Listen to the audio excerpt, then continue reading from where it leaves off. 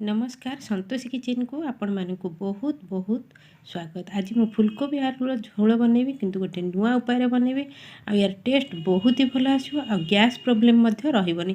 एहीपरि जदि बनाती बहुत लोग फुलकोबी खाया पसंद करती कहीं गैस हुए किंतु एहीपरि बनातु देखिए आपंकर गैस प्रॉब्लम मध्य रहबनी। सेटा केमिति बनाउछि चलतु देखि नवा। देखो गोटे कढ़ई रे पानी बसैली, पानी रे आलू आ टमाटो को टिके सिझाई देली। अल्प गोटे मिनिट कि 2 मिनिट टिके पानी फुटला पर्यंत छाड़देली।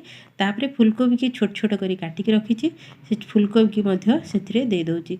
देखो फुलकोबी रे टिके बॉयल करदेले एटा सिझिबनी, जस्ट टिके बॉयल हो गले तार केते गुड़ा गुण बाहर।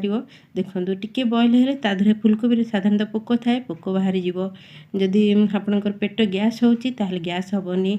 तापरे फुलकोबीटा जल्दी भजा हो, टिके बॉयल हो गले टिके जल्दी भजा हो, अल्प तेल रे मध्य भजा जाए। से शब्द देदेली मसला आम जब सिझे बनइबा ताल टेस्ट बहुत ही भल आसो। से देखो मसला मु पियाज रसुण आदा कंचा लंका आ किछि काजू मध्य देदेबा। टिके टेस्टा भल आने 4-5टा काजू मध्य मु देदेली।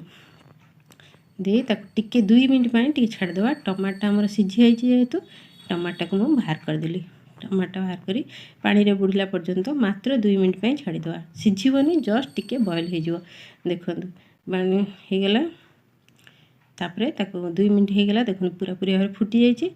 ताको एथर ताको छाणिकी गोटे प्लेट को बाहर करनवा। आ पानीटा आपण मैंने तरकारी जदि चाहती दे पाती किंतु ये पानीटा आपणकर पेट गैस करे, से पानीटा को फोपाड़ी देले भल। तापरे देखो से कढ़ई धोईकी कढ़ई रे एथर आम फुलकोबी आ आलू को भाजी नवा।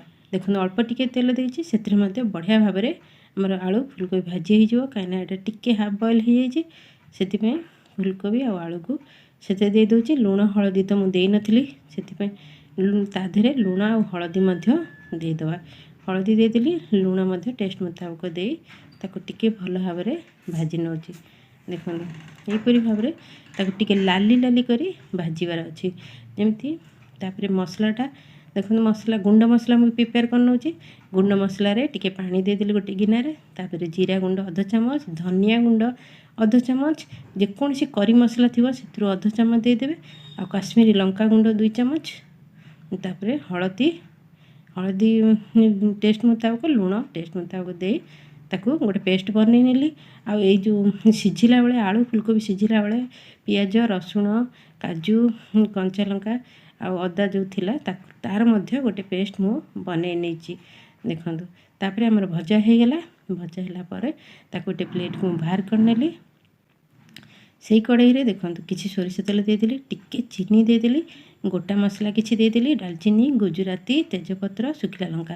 गोटा मसला भाजीला पियाज गोटे काटिके से देदेली। पियाजटा भाजीला आमर जो पेस्ट अच्छी आम जो अदा रसुण पियाजर पेस्टा बनई से पेस्ट को से देदेवा। जार धोईकी पानी देदेवा।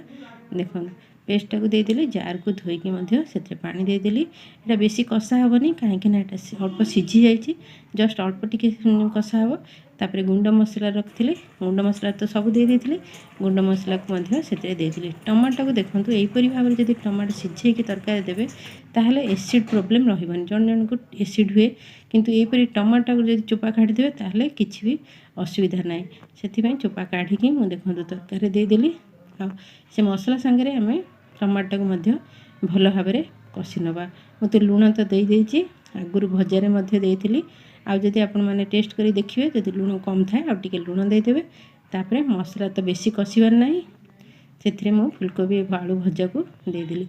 दे ताको टिके समय कषि नवा। देखो यहाँ केते सहजरे हो जाउची आ टेस्ट मते बहुत भल आसो। आपण माने थोड़ा ट्राई कर देखो। जदि आपण मानक रेसिपीटी भल लगता है ताले गोटे लाइक करने। मो चैनल जब आपण माने नुआ था ताहले सब्सक्राइब करने। देखो आमर फुलकोबी आलूटा को 2 मिनिट मुझे छाड़देली। देखो घोड़े देली। देखो से आलू सिझी जाइए, फुलकोबी तो सिझी जाइए। एथर पानी अल्प टिके दे दूची। बेसी जदि झोल चाहते आगे अधिका पानी देवे, मु कम झोल रखी दे। तापर गरम मसला गुंड देदेली। आमर फुलकोबी 2 मिनिट छाड़देवा। सेमती छाड़देवा। देखो आमर फुलकोबी आलूर तरकारी पूरा पूरी भाव में रेडी। ये तरकारी आपण मैंने खातु, यार टेस्ट देखिए। आमती डायरेक्ट जो न सिझे जमी रांधुंट तार टेस्ट देखिए, यार टेस्ट बहुत ही भल आसो। आ पेटर गैस प्रॉब्लम रही। ଆଉ ଦେଖନ୍ତୁ ଆମର ଫୁଲକୋବି ଆଳୁର ତରକାରୀଟି ଆପଣମାନେ ଗରମ ଭାତ ରୁଟି ପରଟା ସବୁ